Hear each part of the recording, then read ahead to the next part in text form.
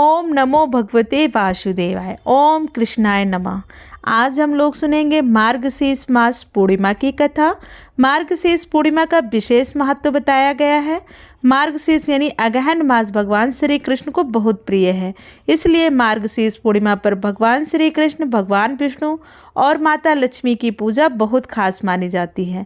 इस दिन पवित्र नदियों में स्नान, दान और धर्म के कार्य बहुत उत्तम माने जाते हैं।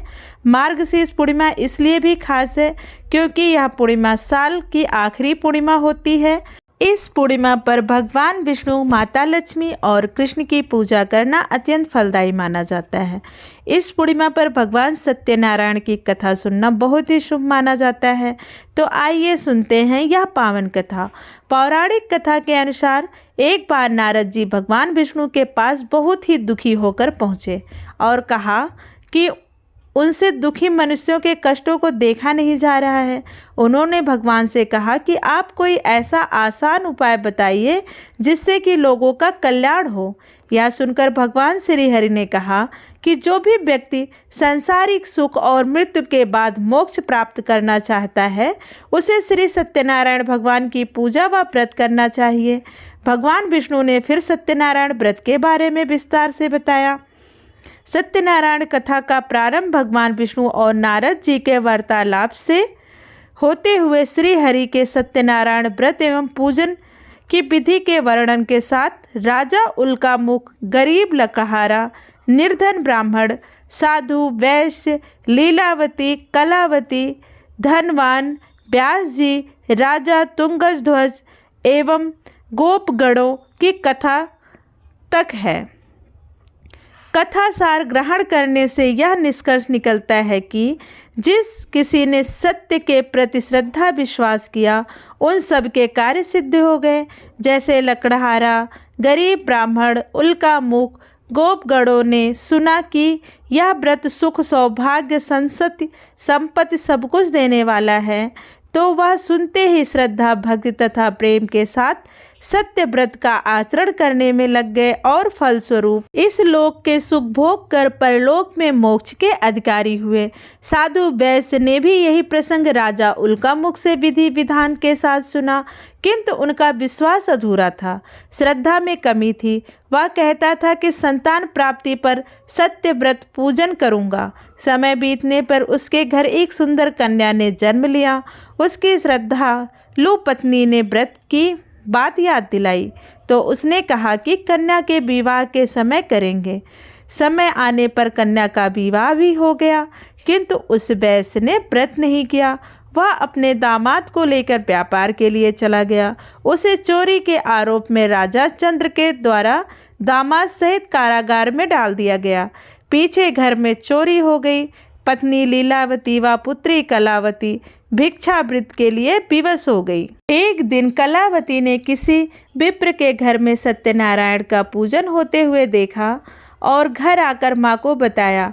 तब माँ ने अगले दिन श्रद्धा से व्रत पूजन कर भगवान से पति और दामाद के शीघ्र वापस आने का वरदान मांगा। श्री हरि प्रसन्न हो गए और स्वप्न में राजा को दोनों बंदियों को छोड़ने का आदेश दिया। राजा ने उनका धन धान्य तथा प्रचुर द्रव्य देकर उन्हें विदा किया। घर आकर पूर्णिमा और संक्रांति को सत्य व्रत का जीवन पर्यंत आयोजन करता रहा। फलता सांसारिक सुख भोग कर उसे मोक्ष प्राप्त हुआ।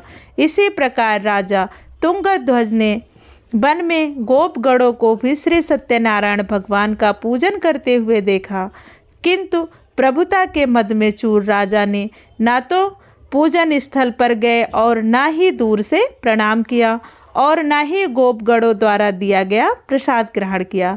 परिणाम यह हुआ कि राजा के पुत्र, धन धान्य सब कुछ अचानक नष्ट हो गए।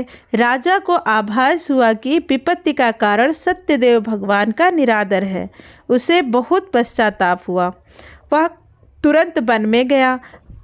गोपगणों को बुलाकर काफ़ी समय लगाकर सत्यनारायण भगवान की पूजा की।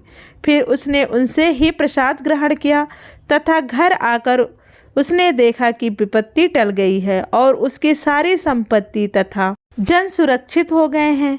राजा प्रसन्नता से भर गया और सत्य व्रत के आचरण से निरत हो गया।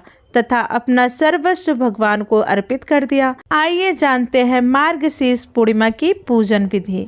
मार्गशीर्ष पूर्णिमा के दिन सुबह उठकर स्नान करें और पीले वस्त्र धारण करें। इसके बाद भगवान सूर्यदेव को अर्घ्य अर्पित करें। अब भगवान विष्णु जी को फल, फूल, मिठाई, गंध और वस्त्र अर्पित करें। माँ लक्ष्मी को गुलाबी या लाल फूलों का श्रृंगार की चीज़ें अर्पित करें। इसके बाद विष्णु चालीसा का पाठ करें। पूर्णिमा के दिन सत्यनारायण भगवान की कथा पढ़ें और सुनें। उसके बाद आरती करें, भगवान विष्णु और माँ लक्ष्मी को भोग लगाएं। अंत में प्रसाद का वितरण करें। इस दिन गरीब लोगों को दान देना चाहिए, यह अत्यंत फलदायी माना जाता है। मार्गशीर्ष पूर्णिमा व्रत करने से आर्थिक तंगी से छुटकारा मिलता है।